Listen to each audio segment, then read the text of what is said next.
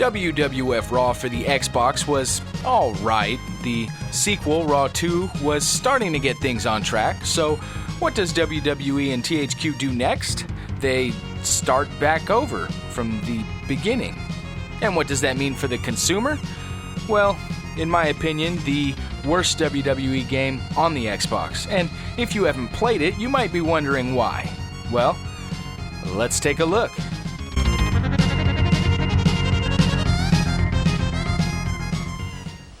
The first thing you'll notice, or notice is missing, is the logo for Anchor, the company that developed the first two Raw games for the Xbox.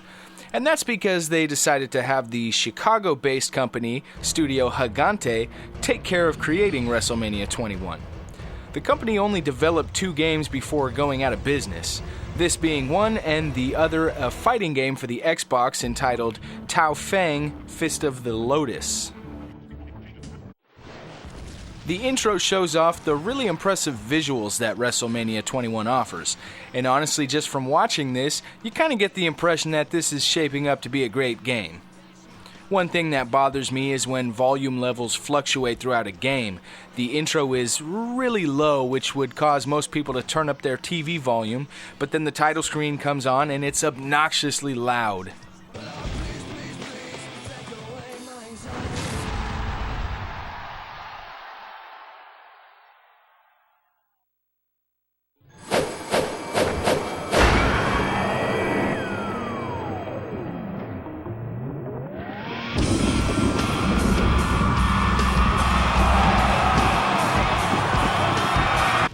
That just seems like a simple thing that should have been avoided.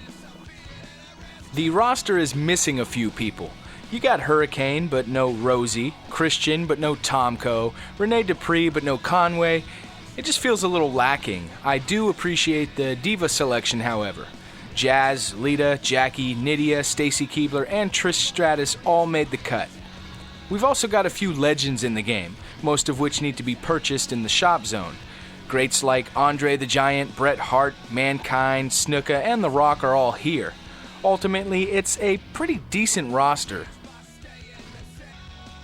As far as arena selection goes, I'm pretty happy with the options here.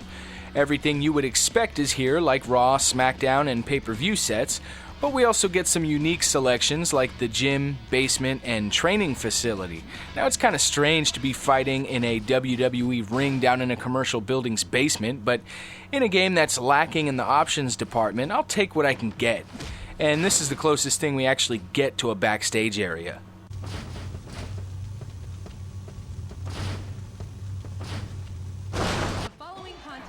These arenas all look pretty good. As I mentioned before, the graphics are really impressive, but I still feel like the lighting is a bit off and it all makes these arenas feel really dark. I mean, it's a little weird that I can barely see the people in the first row during a match. Now, with that being said, the crowd has a really smooth animation, unlike a lot of other wrestling titles at the time. All of this leads to some pretty good entrances. The animations all look accurate, and though the pyro sounds can be a little bit on the weak side, I don't really have any complaints here.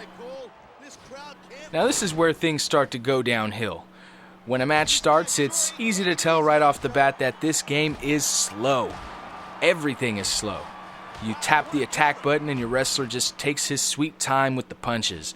This makes it hard to get into the flow of things, and I usually find myself just unloading the quickest moves I have to keep from getting myself stuck into a submission spam fest. The AI has a serious submission fetish when you're stuck on the mat.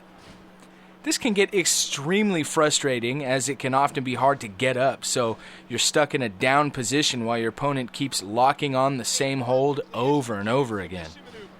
And the slowest thing in the entire game has got to be the ref.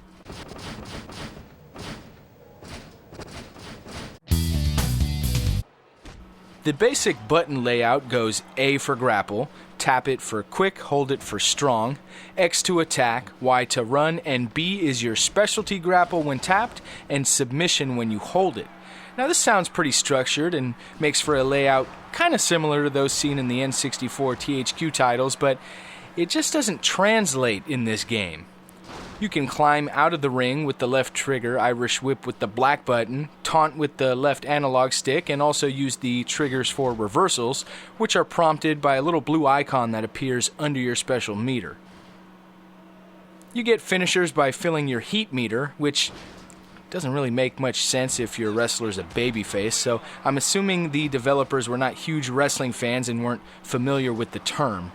Either way, when this meter fills up, you simply press A and B together to perform a finisher. It reminds me a lot of the finisher system in WCW Mayhem.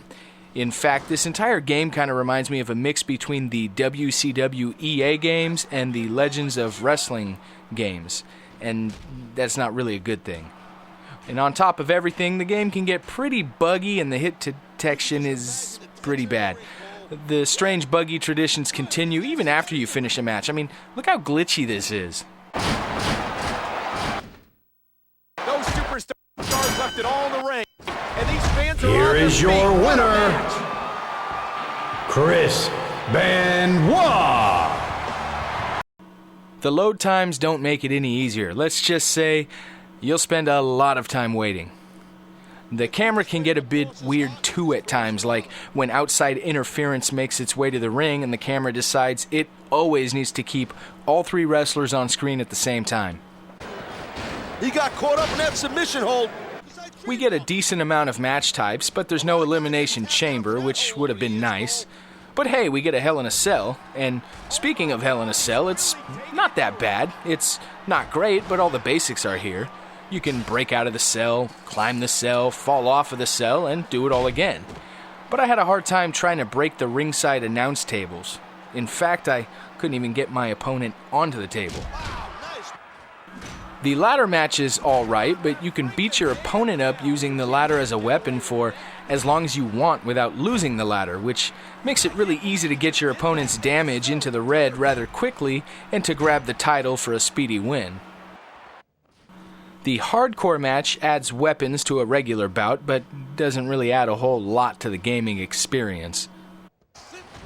The table match is alright, but it's very easy to win or lose quickly, and I'm not a fan of the way the table breaks. It's all flat, just like the legs gave way. I mean, when you're watching WWE on TV and you see that table come out, you want to see that sucker fold in half and engulf the wrestler going through it. And when it doesn't break right, you're usually like... But we understand it's live TV and those things are sometimes out of WWE's control. But this isn't. I mean, this is a wrestling game and it only works the way it's designed to work. And it's not designed very great. Not to mention the table disappears the very second it breaks. It's just weird.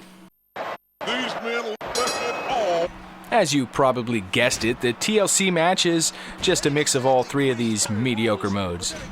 There is a bra and panties match, bra and panty match as the game refers to it, and it works a lot like the one seen on the GameCube and PS2, but here it's just way too easy to win.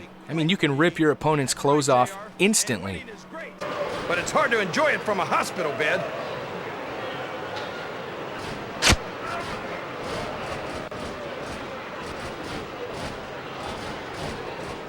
I wonder if any of the divas would like for me to show them some hope. And it was awkwardly silent in the game during my match.